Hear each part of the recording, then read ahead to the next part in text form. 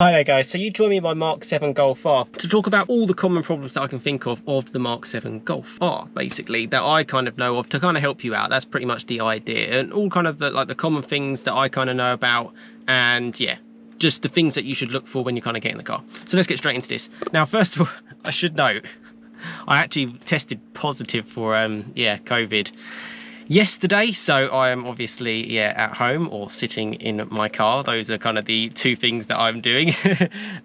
So yeah, excuse not feeling 100%, and yeah, I was negative on my last couple of videos, but you might have noticed, particularly yesterday's video, I was a bit groggy. So yeah, that's basically it, and yeah, I feel like crap. But yeah, moving on. Common problems with the Golf R. Now, the reason why I love it is because they're pretty bulletproof in general, but yeah, and they're owned by enthusiasts as well. So people kind of identify everything that kind of goes potentially wrong with these kind of cars. First one is, if you get a 5-door, this is actually in any Mark 7 Golf from 2013 to 2017, there can be an issue with leaking from the 5th door. Some of the seals can kind of break. Not an issue with a 3-door, like mine, but something you should know about. That's something that's just common in all the Golfs. Next one, not as big an issue. I have it, and I've heard other people have it as well. Rear wiper just always squeaks. Not much you can do. It's just one of those things. If you have a manual, like mine's a manual, the clutch isn't really up for the job. Mine's had it replaced. I did not exactly push this car hard, so you have to kind of budget potentially for a new clutch or check the receipts to see that a clutch has been done on the car. So that's another thing. The coolant, the engine, the thermostat tends to have an issue. It's about a 700 to 900 pound fix. Very common in these. I had a little bit of low coolant early on in my Golf R's history. I've had this for 5 years.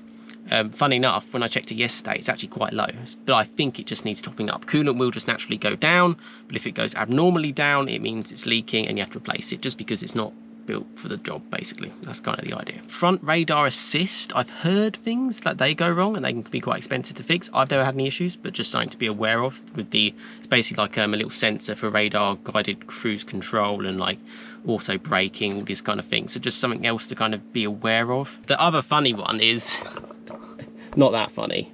Hey, I can laugh. I can laugh. I've got COVID, so I mean, yeah, COVID's not funny either. And I literally, yeah, anyone who does have it, by the way, yeah, it's no laughing matter, even in this day and age. I mean, we're in sort of like early July 2022. It's not going anywhere. But yeah, I like to try and put a smile on things. So yeah, try and kind of crack through it. But yeah, as I was showing you there, the mirror, that mirror tends to fall out. And actually, from what I've heard, is it's because if you put the heated mirror on too much, it will actually just crack that glass and it will just fall off. Yeah, so you'll see a lot of Golf R's with mirrors just falling off, or normal Mark 7 Golf. So yeah, that's another thing to kind of add. The batteries.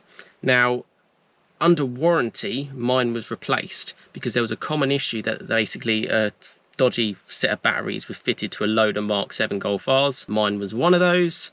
It got replaced under warranty, but if you're out of warranty, budget for a new battery, £300 probably fitted, something like that. Things people forget about because they don't understand cars, and it's not something that necessarily someone will ask for as part of your normal service, is a Haldex service. Make sure your car's had at least one Haldex service every 3 years, because it's a four-wheel drive system. It needs to be serviced. It's about £80 to £90, something like that. I've obviously had one done before mine. My next one will be next year. Yeah, if you don't keep it in good condition, then you're going to run the risks of issues. It's just like an oil service. Just think of it like that. It's just something naturally you should be getting done. No questions asked.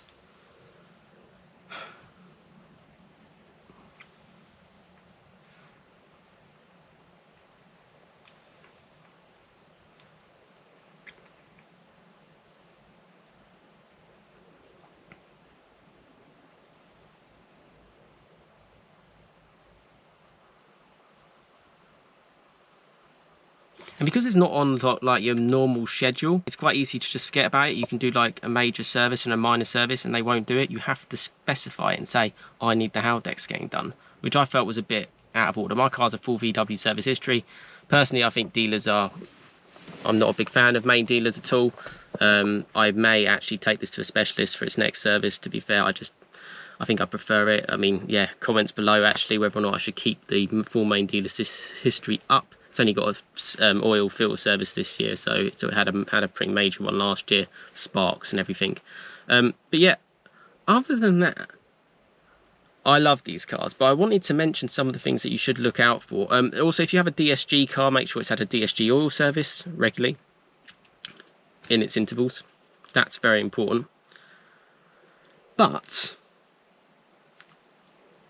it's a great car. They're pretty bulletproof. The engines are really good. My usual advice is make sure it's 1 or 2 owners. Make sure it's being well cared for. I would only really buy these cars from a private sale personally, because I'd want to speak to the owner. I wouldn't be getting it from sort of like a forecourt or a dealer. I just wouldn't. I mean, I got this from a main dealer, but it was an ex-demo car. It was about 1,300 miles old. But I'd happily get it from a private seller now. And that's what I kind of did my other car as well, my Fiesta ST200. I'd always go private. But yeah, I just wanted to kind of mention a few of the problems. I'm also obviously pretty bored because I'm self-isolating and trying to distract myself from COVID. But I really hope you found this useful. I have a lot of enthusiasts on this channel, so please comment below any other problems that you might have had with the car to help other people out. Overall, the car is awesome. I'd always recommend it, but it's important to highlight some of the issues that you kind of have to be aware of. There are a lot of bad cars out there. Check on Auto Trader.